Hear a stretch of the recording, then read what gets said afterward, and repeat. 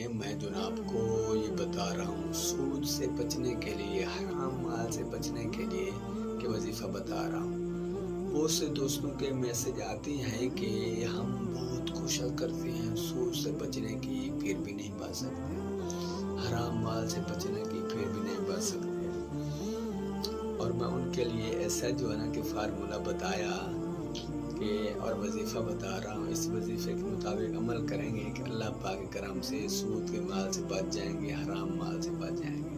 سن رہے ہیں دوستوں کہ حرام مال سود سے حفاظت کے لیے آپ ایسا کریں، 40 دن تک روٹی کے لقمے پر القابضو کو لکھ کر آپ جو ہے نا لکھ کر وہ جو ہے نا روٹی کا ٹکڑا وہ آپ جو ہے نا کھا لیا کریں۔ اس سے انسان جو ہے نا اللہ پاک کے کرم سے حرام مال سے بھی بچ جائے گا اور اسی طرح سود کے مال سے بھی بچ جائے گا۔ اس کے کھانے سے تو بھوک سے بھی اس کو جو ہے تکلیف نہیں ہوگی، حرام مال سود سے اس کی جو ہے کہ محفوظ ہو جائے گا۔ دوستوں دیکھیں سودی معاملہ، سود کا معاملہ، سود والے کے ساتھ اللہ پاک کا جنگ کا اعلان ہے، اس لیے کوشش کریں کہ خود بھی سود سے بچیں، دوسروں کو بچائیں اور ہمارے جو ہے نا کہ بینکوں میں جو ہے نا اللہ پاک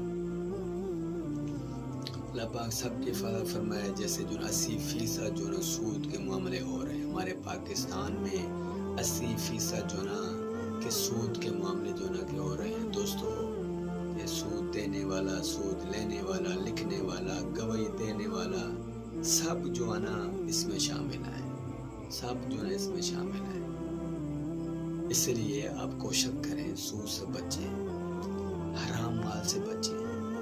حرام مال آپ کو معلوم ہے کہ وہ مال جو حرام کاری کی وجہ سے یا ایسا سمجھے کہ ناجائز جو نا طریقے سے آپ نے استعمال کیا، وہ جو نا حرام مال اس سے آپ جو نا بچیں۔ اس سے جو ہے نا جب آپ بچیں گے تو پھر جو نا آپ کی کامیابی جو نا کیا ہے۔